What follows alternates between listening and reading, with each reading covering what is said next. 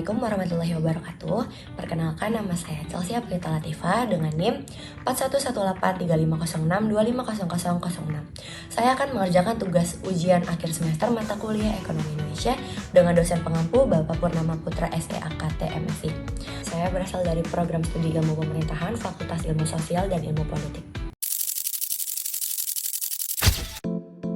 Pada kesempatan kali ini, saya akan membahas kegiatan ekonomi Indonesia melalui QRIS. Kalian ada yang tahu gak sih QRIS itu apa? QRIS adalah standar kode QR nasional dari Bank Indonesia untuk mempermudah transaksi pembayaran digital, memungkinkan pembayaran lintas aplikasi seperti e-wallet dan mobil m-banking. Hanya dengan memindai satu jenis kode QR menjadikan lebih cepat, lebih mudah, dan lebih aman. Pedagang hanya perlu menyediakan satu kode QR, sementara konsumen bisa menggunakan aplikasi pembayaran digital apapun yang mereka miliki untuk bertransaksi. QRIS dibuat sebagai standar nasional pembayaran berbasis QR. Artinya, satu kode bisa digunakan oleh berbagai aplikasi pembayaran. Beberapa tahun terakhir, QRIS bukan cuma mempermudah transaksi, tapi mulai berperan sebagai infrastruktur penting dalam ekonomi digital Indonesia. Sebelum ada QRIS, banyak UMKM mengalami masalah. Bayangkan, satu warung kecil harus punya banyak QR berbeda, satu untuk bank A, satu untuk e-wallet B, dan seterusnya. Ini jelas tidak efisien dan justru membuat pelaku usaha kecil enggan masuk ke sistem pembayaran non-tunai. Dengan hadirnya QRIS, masalah itu disederhanakan, satu QR untuk semua. Hasilnya, akses terhadap pembayaran digital jadi lebih merata. Tidak hanya untuk usaha besar, tapi juga untuk warung, pedagang kaki lima, hingga usaha rumahan. Ketika transaksi menjadi lebih mudah, perputaran uang meningkat. Konsumen tidak lagi terhambat karena tidak membawa uang tunai. Di sisi lain, pelaku usaha tidak kehilangan pembeli hanya karena metode pembayaran terbatas. Di titik inilah, QRIS mulai memberi dampak ekonomi nyata, terutama di sektor kecil. Sekarang kita masuk ke dampaknya. Terhadap UMKM dan inklusi keuangan, QRIS membuat UMKM yang sebelumnya hanya menerima pembayaran tunai, kini bisa masuk ke ekosistem digital. Ini bukan perubahan kecil karena ketika transaksi tercatat secara digital, pelaku UMKM mulai memiliki rekam jejak keuangan. Kenapa ini penting? Karena selama ini banyak UMKM sulit mendapatkan pinjaman atau akses permodalan, bukan karena usahanya tidak layak, tetapi karena tidak punya data transaksi yang bisa diverifikasi. QRIS kini semakin akrab dalam kehidupan sehari-hari, di warung kecil seperti kafe hingga parkiran. Orang-orang terbiasa mengeluarkan ponsel, memindai kode, lalu pembayaran pun selesai.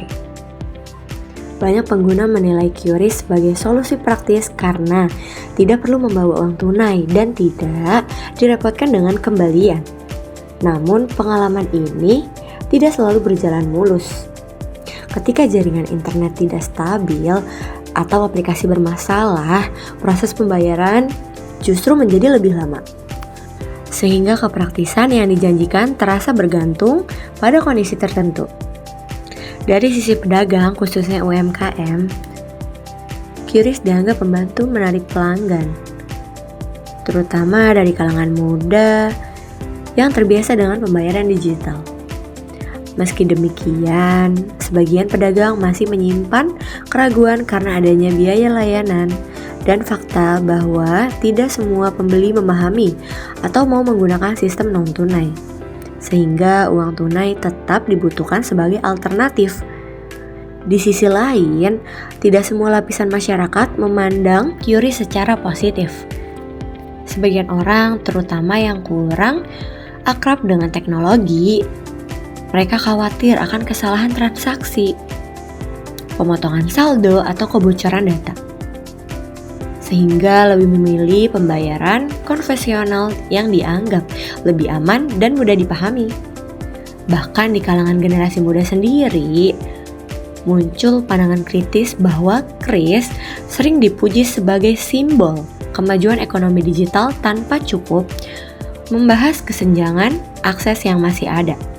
Tidak semua wilayah memiliki jaringan internet yang memadai, dan tidak semua masyarakat memiliki perangkat atau literasi digital yang cukup. Karena itu, Kris bukan sekadar soal kemajuan teknologi pembayaran, melainkan juga soal kesiapan, infrastruktur, dan keadilan akses. Bagi sebagian orang, QRIS memang mempermudah hidup, tetapi bagi yang lain, ia masih menjadi tantangan yang perlu diatasi bersama. Dengan QRIS transaksi tercatat, data ini bisa menjadi dasar bagi perbankan atau lembaga keuangan untuk menilai kelayakan usaha. Artinya, peluang pendapatan kredit meningkat, usaha bisa berkembang, pasar bisa diperluas, dan stabilitas usaha menjadi lebih kuat. Inilah yang dimaksud dengan inklusi keuangan, bukan sekadar orang punya rekening, tetapi benar-benar punya akses terhadap sistem ekonomi formal. Namun, dampak QRIS tidak berhenti di pelaku usaha saja. QRIS bisa mengubah perilaku konsumen. Masyarakat menjadi semakin terbiasa dengan pembayaran non-tunai, prosesnya cepat, aman, dan praktis. Dalam jangka panjang, perubahan perilaku ini mendorong peningkatan transaksi digital secara nasional.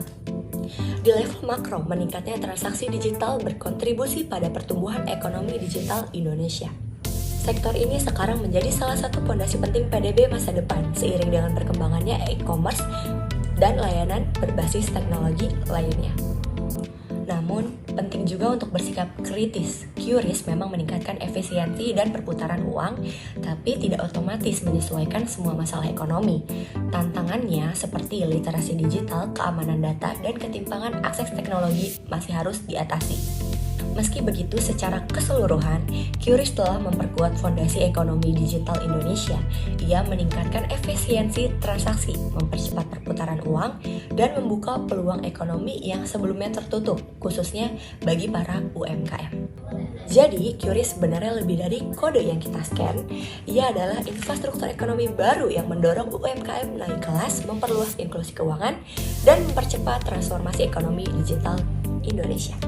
Dan kalau kita melihat dari sudut pandang kebijakan publik, QRIS menunjukkan bahwa standarisasi sederhana bisa menghasilkan dampak ekonomi yang sangat besar, asalkan dirancang untuk menjangkau semua lapisan masyarakat. Itu semua pembahasan dari saya.